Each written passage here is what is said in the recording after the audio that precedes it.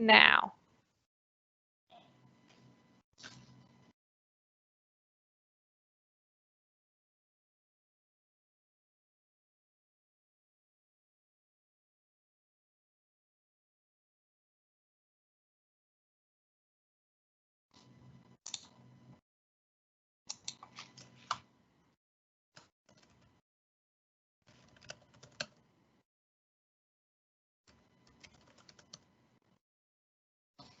Okay, good morning, everyone. This is Ercenk Keresteci. I'm hailing from the beautiful Pacific Northwest. And as always, it's the start of the summer with cloudy conditions outside. Summer starts, as they say, on the 5th of July, and we are still waiting. I've been working in the software industry for some time. It says 25 here in the introduction here, but it's more than that. But I was a little bit worried that if I say too many years, it will show my age. I've been working on the Azure platform, primarily on the Azure platform for the past 10 plus years. I ran my own business, built lots of solutions, architected lots of solutions, and I cannot really stay away from writing code and playing with tiny little controllers, microcontrollers, for expanding my IoT network at home. So that is that. So today we'll be talking about enabling SaaS applications for the commercial marketplace. The commercial marketplace has been one of my focus areas for the past few months. I've worked with more than 30 different ISVs over the past few months, helping them to realize how they can put together their SaaS offers and publish it on Azure Marketplace and transact with them. So I've got a fairly good experience in this. I also have a sample that I published on GitHub, which became the early go-to solution. So I'll be showing that a little bit, and I'll take you guys through the journey of publishing the offer, a SaaS offer on the Azure Marketplace. With that, let's get started. We're going to go through the overview of the Azure Marketplace, and I will just go look at SaaS offers, how the billing works, and how we can create the offer on the Partner Center. And then we're going to look at the details. So we're going to be geeking out a little bit. We're going to look at the API calls and how the various different operations on that REST surface on the service side. Before going into the details and going into that fun reads, let's review the marketplace, Microsoft Commercial Marketplace a little bit. So the marketplace has basically two main audiences. One is on the publisher side. So publishers publish let me do the highlighter here. Publishers use the Partner Center to publish various offer types. So software as a service. So the offer types can actually use software as a service, platform as a service, infrastructure as a service, services, add-ins, etc., various different features. Then all of the offers go to one catalog. That one catalog has transacting rules as defined by the policies and also selected by the publishers. Those are exposed through different web stores, App Source and Azure Marketplace. App Source is a web store. Azure Marketplace is an in-product experience on Azure Portal. So that directly goes to the buyers. Also, there is another internal tool called Code Center, and that Code Center is used by the Microsoft field, as well as the Partner Center is also available for the cloud service providers. We mentioned two different storefronts. Let me get a little bit into the details for that. The initial intent is the audience. So Azure Marketplace generally targets cloud developers and IT pros, and AppSource generally targets business users. There are exceptions to these general rules when you look at the SaaS offer publishing experience and SaaS offer types. Depending on some of the features you may choose to use, you may be ending up in a particular storefront because currently, for instance, the custom meters are not supported for the app source published solutions. So although we say that the general target is cloud developers and IT pros, your solution may end up being on the Azure Marketplace. Just because of the features that you are planning to use. And you can use the partner-centered portal for managing your listings, as well as looking at the analytics on how well your offer is performing. Looking at the publishing options, there we can just see it as in a wide spectrum. So at the lightest level, you can publish the offer as a list-only offer. So list-only offer, you can publish your consulting services, integrated solutions, as well as business apps, SaaS, infrastructure service solutions, etc. It is an in-market product or service. It has to be an in-market product or service. It has to be built on or built for Azure, Office 365, Dynamics 365, or Power BI. And there's no engineering effort, really. So what you do is that you just put together the offer, and then then you can use it as a lead management tool. The next is the trial. So the trial is that with the trial, as the name suggests, it offers a trial experience. So there is engineering effort involved, but you are not really integrating with the fulfillment APIs on the marketplace side, so you're not really billing anyone. So you can, again, use it for the social promotion needs, and you can use it as lead management. Next in line is the bring your own license. This is more kind of like certain types of the solutions, or certain types of the offers. So these are VMs, containers, Azure applications, and IoT Edge modules.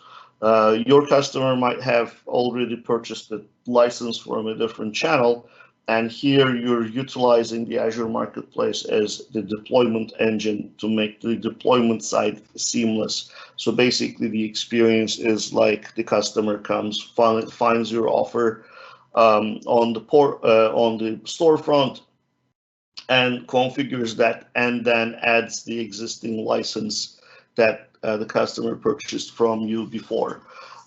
In this case, the asset is deployed on the customer's Azure subscription, and customer ends up paying the usage of those resources to Microsoft, and the license fees are already paid to you directly, either in a perpetual or recurring basis. The next level is Transact, and this is everything is shining, and this is where excitement happens because you end up writing code. So in the Transact side, you can we can publish virtual machines, software as a service solutions, Azure apps, etc. And then for the SaaS offers, you can have fixed monthly per seat, annual, and plus usage-based metering.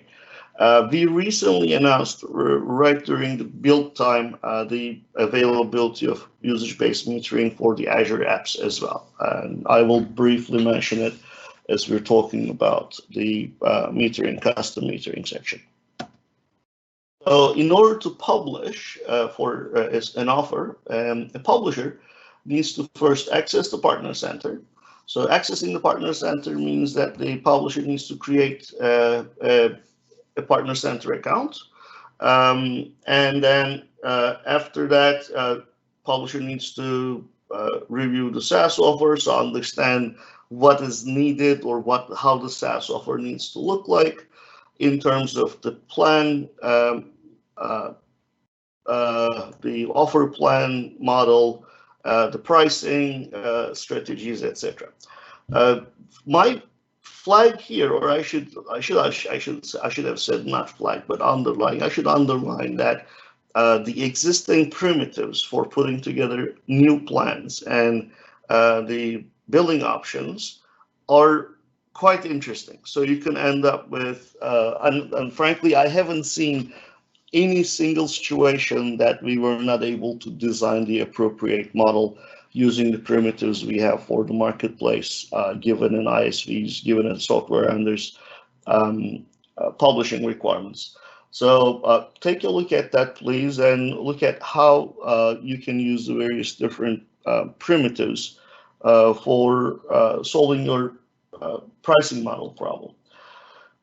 Next, the offer is created on the partner center, and then sets up the publisher sets up the plans for the offer, creates the technical assets, and then publish and test. So let's look at the SaaS offer, but like any other talk, we should do a demo. So let me switch over to a demo here. And I'm assuming my whole screen is visible. Let's first go to, and then here the scenario is, I'm the purchaser, I heard about this solution, and I want to go ahead and buy the solution. And one of the reasons that you want to expose your solution over Azure Marketplace is the fact that getting on the approved vendor list of a large corporation is not the easiest piece. Excuse me. And my story here is that I was born in Turkey. I was visiting Turkey a few months ago before the whole COVID scare. And I decided to give a visit to my local colleagues in Microsoft in Istanbul. And they were telling me about this wonderful story about one single person development shop from the middle of the country. And that person was deploying or was developing an add-in, and the person was using Azure Marketplace. And he was thrilled that he had customers in Singapore and various APAC countries and Africa, etc., given the fact that he has never set foot outside of his city. So what Azure Marketplace provides you that very wide range of different customers. And the good thing is that because Microsoft maintains the billing relationship with the customer and selling your solution to the customer, you really don't need to have presence in that country. So you don't really need to be on the approved vendor list of the enterprise because my enterprise already has the relationship with Microsoft. So with that being said, I'm an enterprise buyer. I have access to Azure portal, and I want to go ahead and make a subscription to this wonderful product called by the company called Contoso.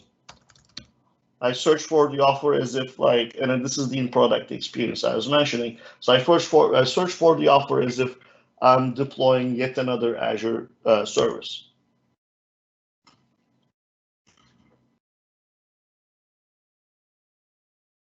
Here's where drum rolls play. Then I find the solution. I go and find the solution. Okay, read the description, look at the screenshots. Yes, this is indeed what I want to purchase.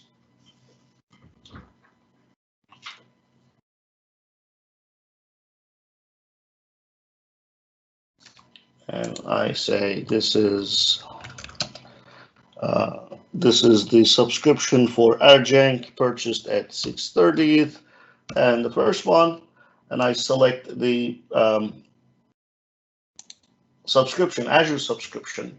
This offer subscription is going to go. My Azure subscription is the link between my wallet and the solution, and then the resources that I deploy. So I have an account tied, so I have a monetary relationship tied to my Azure subscription with Microsoft. So that's how I end up paying to Microsoft. And here I look at the terms, I see everything is fine, and I hit subscribe.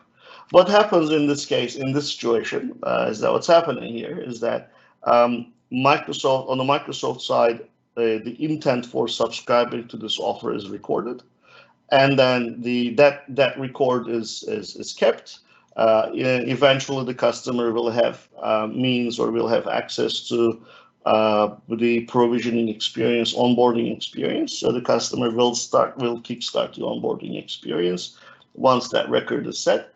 And also during this time, the marketplace engine is sending the record of that intent to the previously configured CRM system the publisher added. Publisher adds that CRM system while configuring the offer. So here, now my subscription to this offer is ready, but it's not billed yet because the onboarding process did not start. So the publisher may want to finish the onboarding process first and then let Microsoft know that everything is ready so you can turn on the billing.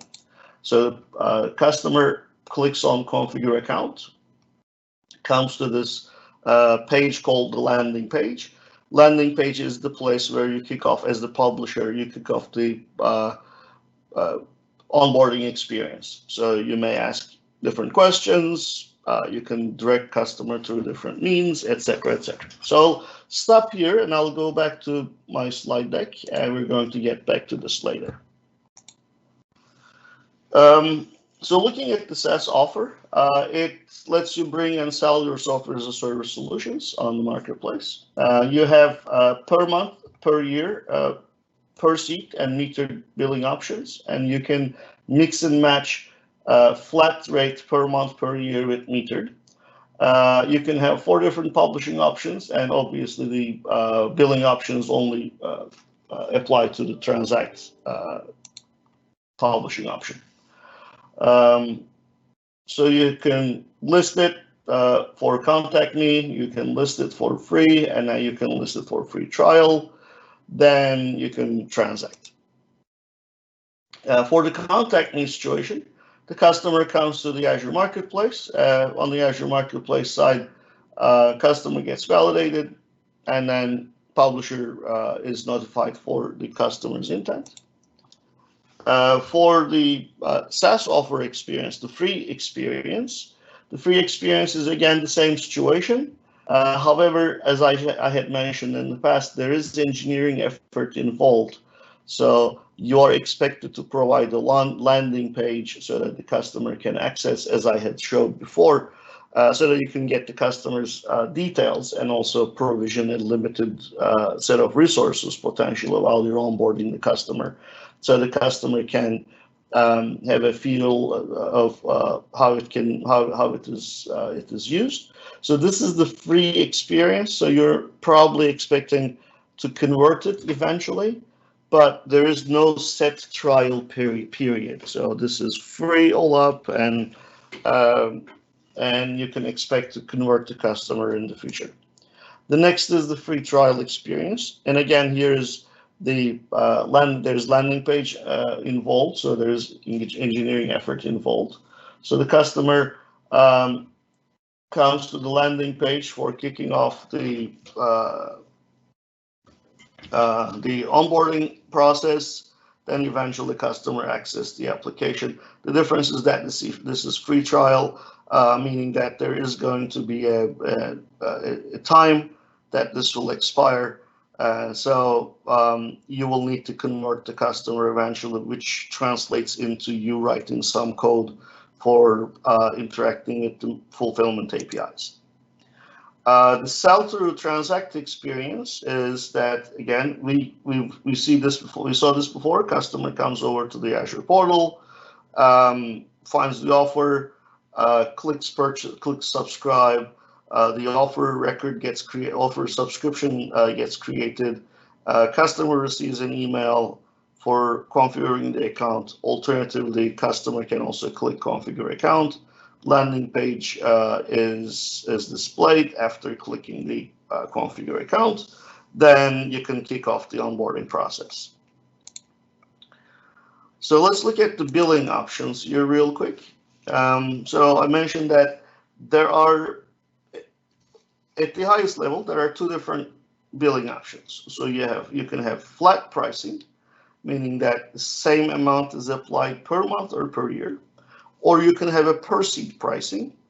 With the per seat pricing, the experience is that the customer tells, so you tell how much you want to charge per seat, And you can also create buckets per seat, so you can have a tiered pricing plan. You can say things like between 1 to 10 customers or between 1 to 10 seats. I'm sorry. It's $100 per user. Between 100 to 200, it's $80 per user, so you can tier them up. And then you have the metered options. The usage-based metering can only be used with the flat pricing option. So you cannot have usage-based metering with the per seat plan. And here in the per seat plan, the opportunities are really limitless. So you can charge the customer for up to 18 different things, and you can make them one-time charge. You can make them recurring charge. It is basically as many times as you want. You'd let Microsoft how much the customer used of that resource, and then the customer gets billed at the end of the month. So you can do that as variable. You can also add one-time costs. That gives you a lot of flexibility. So let's give an example for the flat rate plans first. So you can have two plans, basic $100 per month or premium $200 per month. You can also have annual version of those. You can choose the annual rates for those plans as well. So you can say, well, this is $100 per month. This example is not perfect, but you get the idea. $100 per month, but if you choose to buy it annually, it's going to be $1,100 a year, right? And then the same goes for the premium. So you can basically adjust your monthly and annual price plans and present it as such. Let's move on. On the per seat side, what you can do is that you can create two different, as I said before, two different plans, but you can also mix and match the tiers per different seat ranges. You can do things like for the basic, it's $5 a month per person or per seat, and then you can just do $50 a year, and then you can combine it with the other plan tier. I mentioned before, the biggest flexibility comes with the flat rate pricing. That also includes the different dimensions. So the examples that I have here is that I worked with teams where they charge, for instance, they operate in the AI space, right? So this is let's see, I don't want to disclose the exact details, but the whole idea here is that the software vendor first starts working with the customer to collect the data, starts transforming and enriching the data, so it can be fed into a machine learning model. Once the machine learning model is ready, the model is deployed. So customer continues using it. Then the model is refreshed eventually throughout that period or the subsequent periods. And the way the team wanted to price this is that they wanted to start with different levels, different plan levels. Different plan levels correspond to feature and functionality levels offered, and they had it organized by modules. So the listing was saying that for XYZ modules, it's going to be this much per month and this much per year. So for all of the modules, it's going to be this much per year and this much for the month. Then they have the usage-based meters for preparation of the model and deployment of the model, and then how many times the model is accessed and how many times the new output is generated from the system. So in other words, you can be really creative with the given primitives. how does the offer on the partner center work? So let me walk you through the demo here. That this is the real life demo. Let me show you how it works on the partner center side for this exact same offer. Partner center lives on partner.microsoft.com.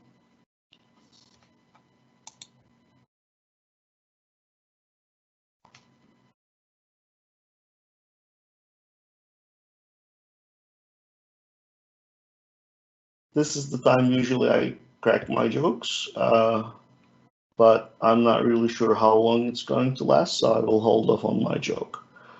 And I'll cross my fingers that I will be logged on in an expedient manner so I can show you what I'm trying to show.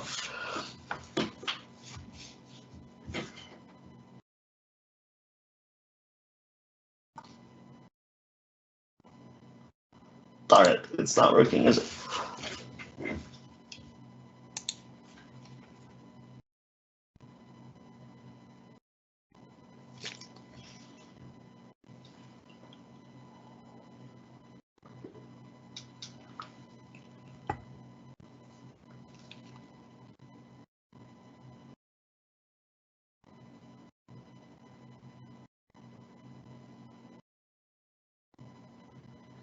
There's nothing better than showing my impatience by drumming my knees and everything, but you guys cannot see it. So that's a good thing. So maybe one of the advantages probably for giving talks online is that you cannot really show.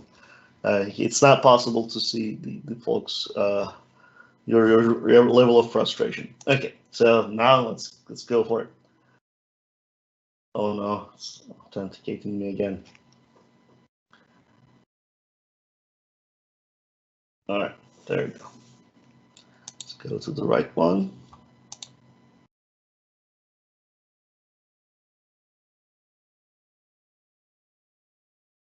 Okay, now here we are. So we have the commercial marketplace on the partner center. So I go and look at the overview. So here I can start with creating a new offer.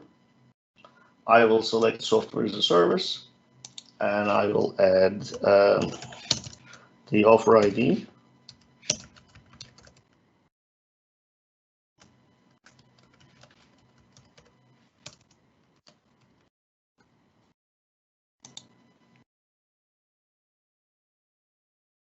And then it will take me to several different steps. First, I'd like to say, yes, I want to sell through Microsoft. And I can also say, and I need to say that, hey, this is the CRM that I need to use. So remember, I mentioned that during the purchasing experience, while that subscription is created, Engine also notifies the publisher's CRM system. So this is how it is configured. Then on the properties side, I can tell what categories this offer is going to show up, what are the industries, am I going to use a standard contract or do I have any amendments? So all of the TNC amendments come here. And then on the listing side, this is where all of the marketing language come in. The search results, the search engine optimization keywords go in here, description of the offer, various different useful links, screenshots, logos, etc. Then on the preview audience, you have the option for publishing your offer in preview only. And that was what you saw for the Contoso, because if you try to find Contoso offer on your Azure portal, you will not be able to see it because I selected it only for preview purposes so that I can do the demos. This is where you add the designated people who can see your preview. So on the technical configuration side, we're going to get back to this, but remember there are 3 fields. It says 4, but it's actually 3. So it looks for a landing page URL, it looks for a connection webhook URL, and also it looks for the identification of your Azure AD application that is going to be calling the API from the publisher's solution. So that's why, although there are 4 fields, there are 3 pieces of information. The last one being the tenant ID and the application ID tuple that identifies the application that will be calling the APIs. On the plan overview, this is where you can start creating the plans or designing the plans. Let's create one.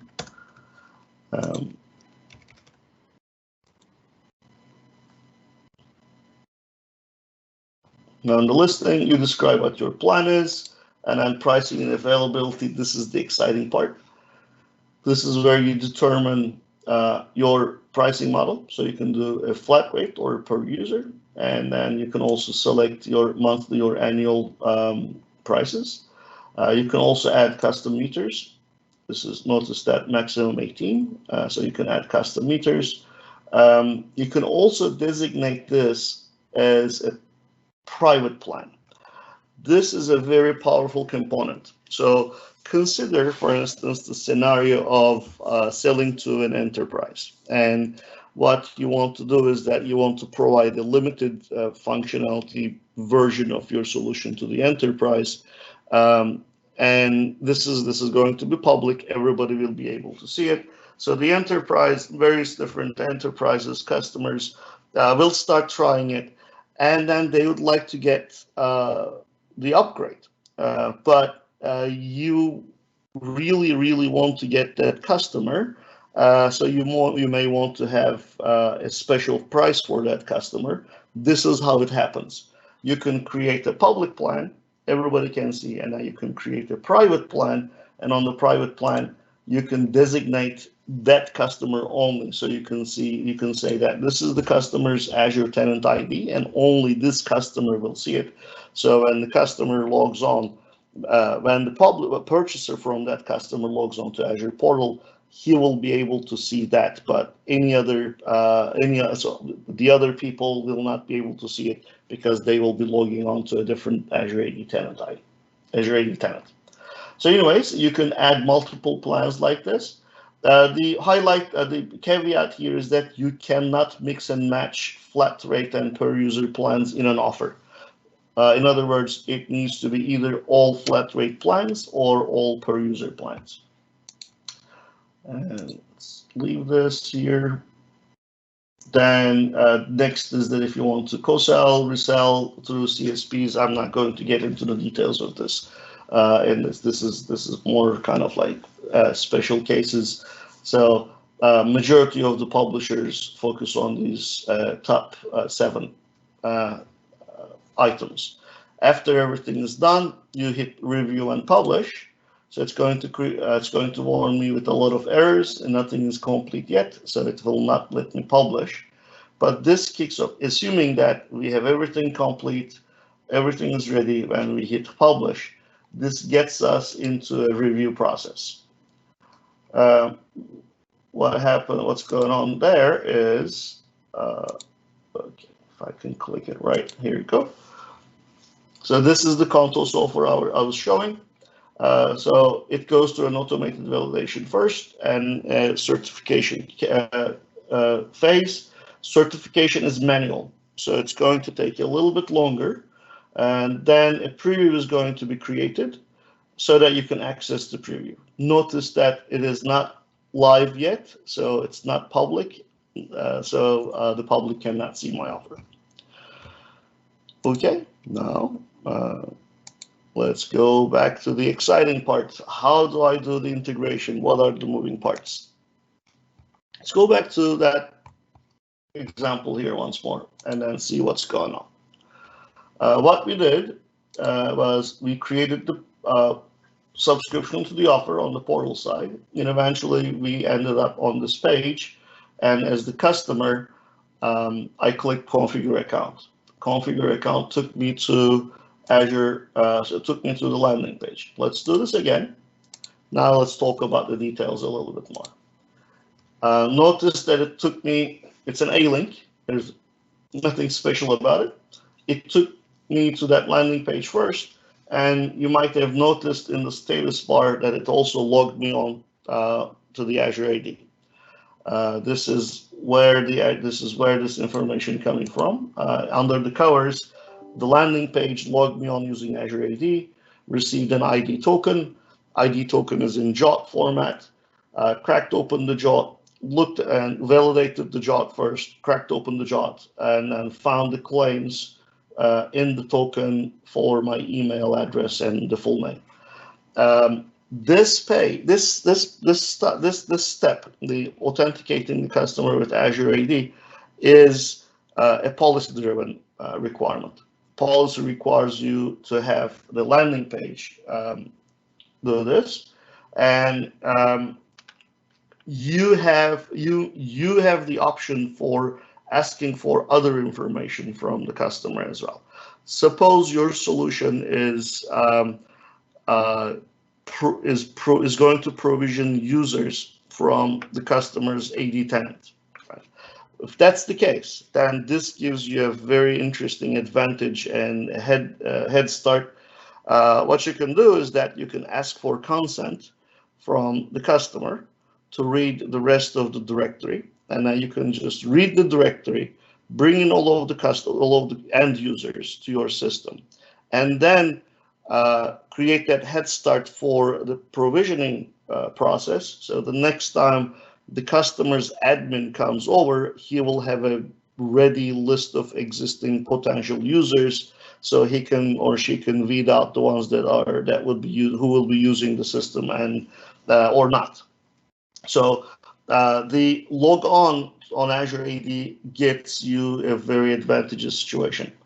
The next is that you notice there are other details like the offer ID, the current plan, who purchased that, etc. So these are coming from the fulfillment API. When I hit submit, this can also be an interesting scenario. Oftentimes I heard from the teams that, look, my solution is not like Solitaire that you install on your Windows device.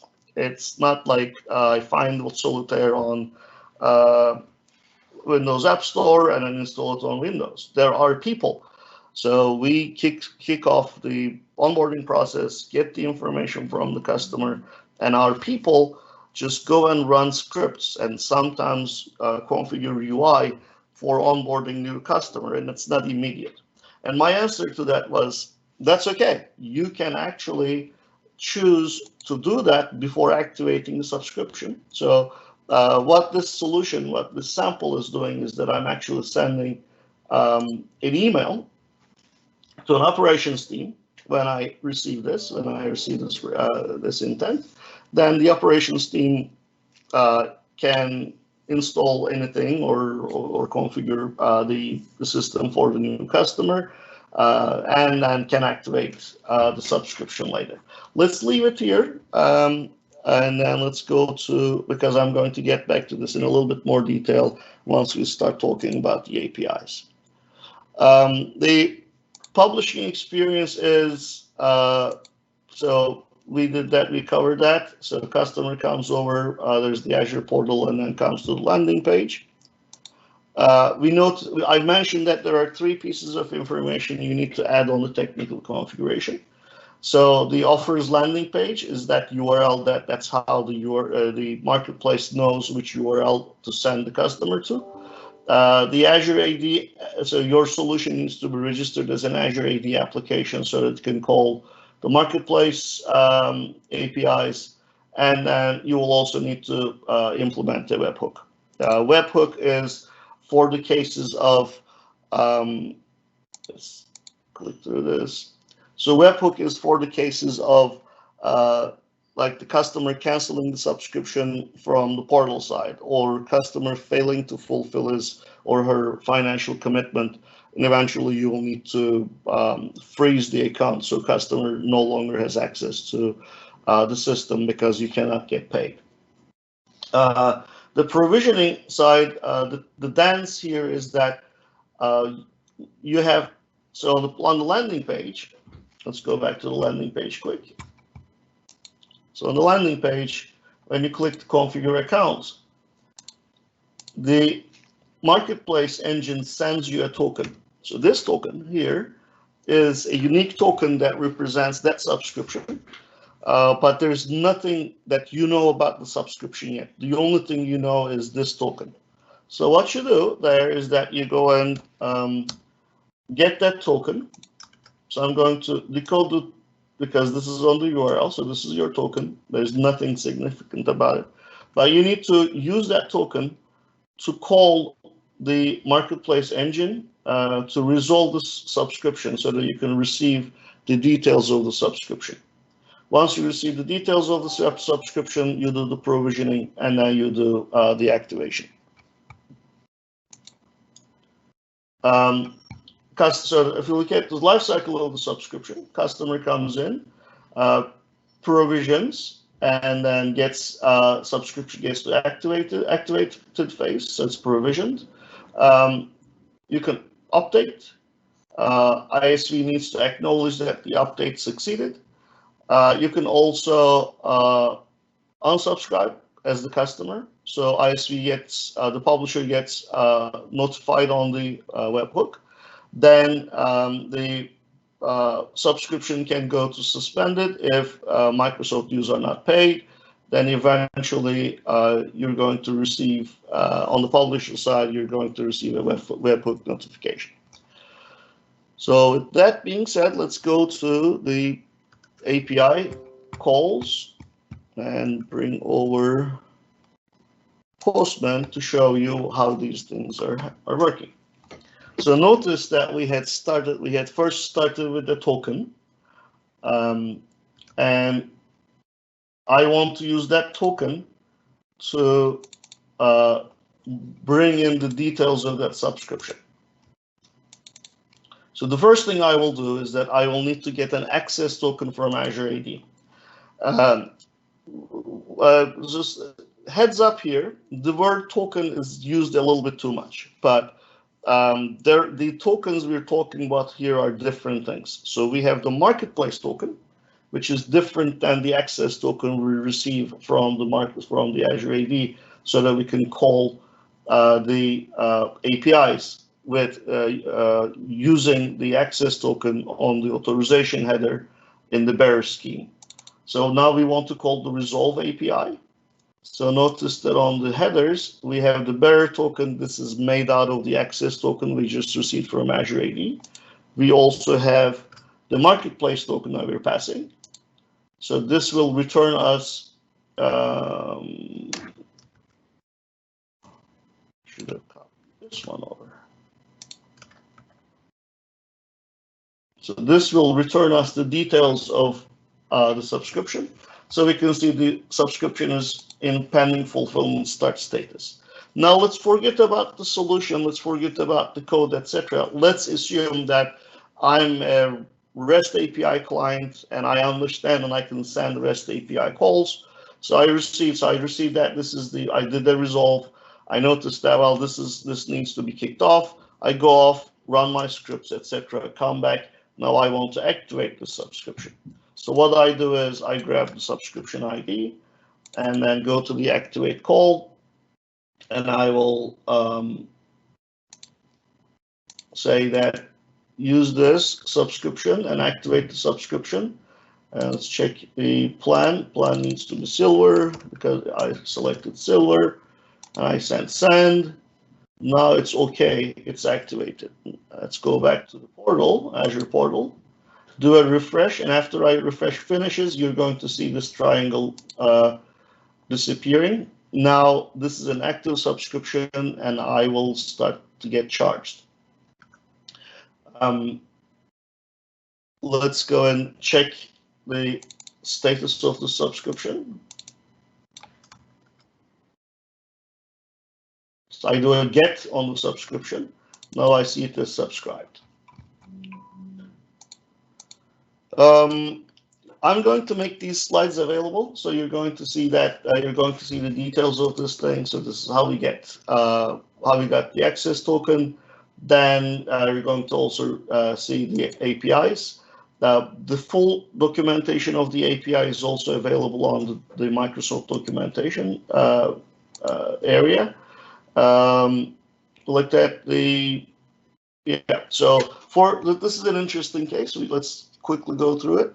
So on the update subscription case, first, so there are two means for doing this. Let's assume that the customer purchased it through Azure Portal. Azure Portal does not give the ability to the customer to upgrade. So the customer needs to access your system indicating an upgrade. So the publisher's system or publisher's service haven't received that update request. It can be an upgrade or downgrade, and it's completely up to the publisher to allow downgrades. The customer says, the publisher says, hey, Microsoft, upgrade this. Upgrade triggers an operation here in the back because now the price is changed, etc., etc. Once that is finished, the marketplace engine is going to send you a notification on the webhook.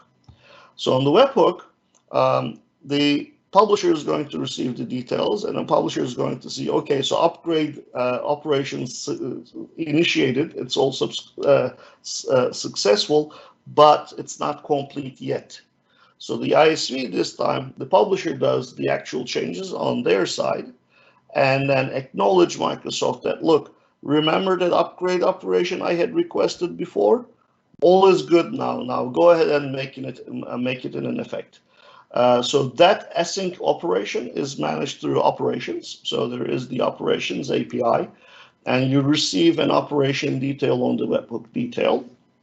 Let's look at that quickly.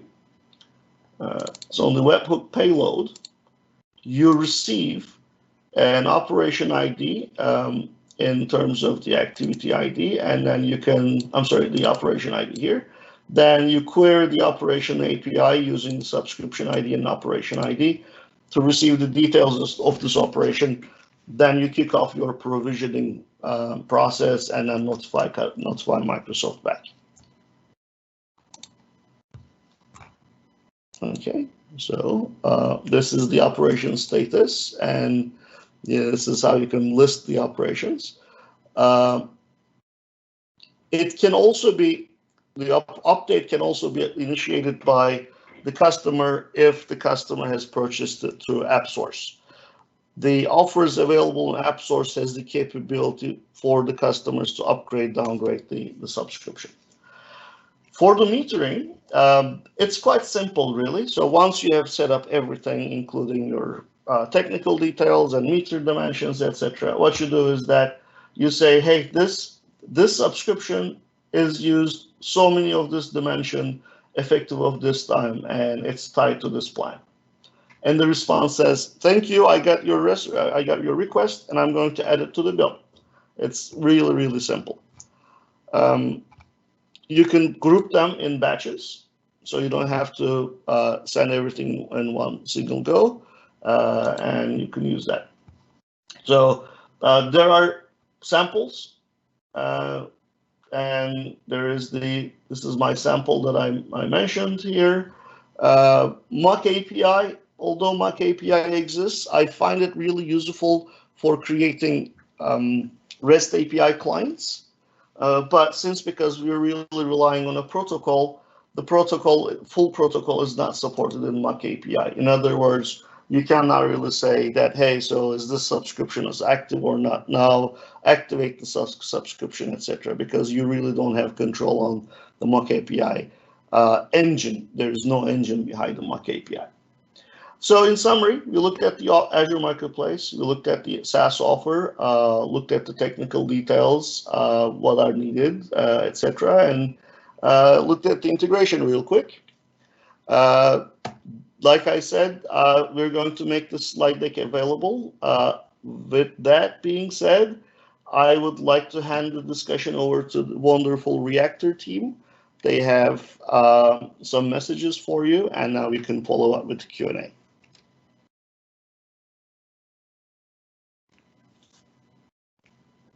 Hello. Thank you for joining us.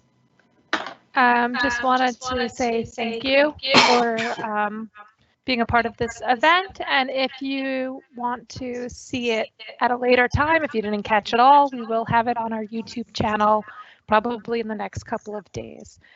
We have a few interesting events coming up. On July 8th, we have a startups event, and then we have another industry event on July 9th. We have a number of events featured at multiple reactors around the world, so definitely check into your local reactor, make sure you're registering, but you can also, at least for these virtual events, check some of our other locations if you're interested in joining some international featured events. If you're not a part of the community yet, if you heard about this event through a friend, definitely check out either the Redmond Reactor, if that is your local, or visit one of the other Reactor location pages. We have both a meetup and a Microsoft page with our events listed. And definitely check out our Twitter as well, as we post a lot of our new content that's popping up. If you enjoyed this event, or if you have suggestions for future events, questions, concerns, anything that you'd like to share with us, definitely submit our survey. Use this event code 7685, just so that we know which event you're referencing if you're specifically quoting any kind of content. And now we're going to step over to the Q&A. If you have any questions related to the content that was just reviewed, Ercenk is available to go through that with you. And Ercenk, I'll have you step in. I don't see any questions yet, but anybody joining us on this call, feel free. You can type in to the chat panel and we can try to get those answered for you.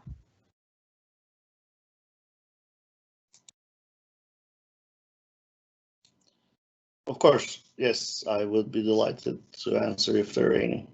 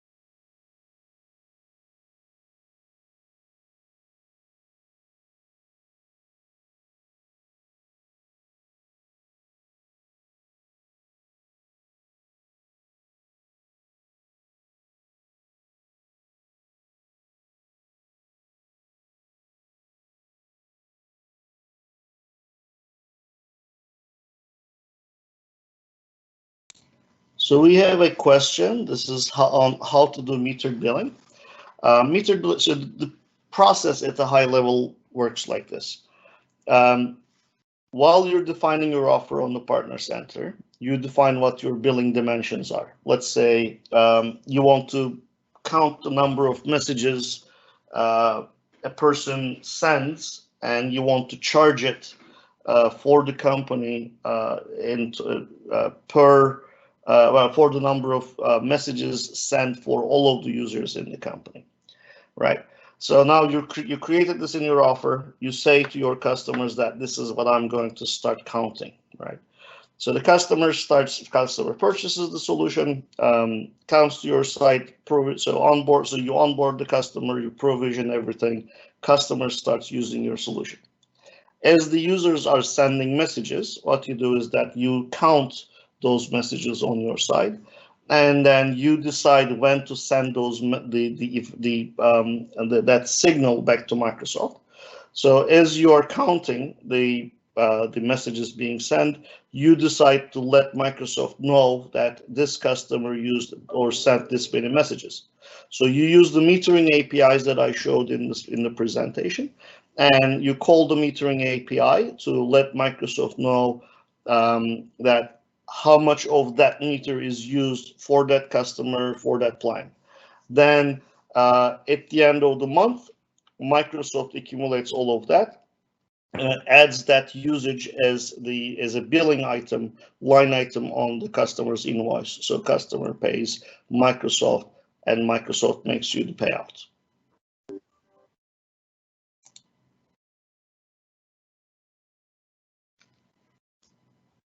Does that answer the question?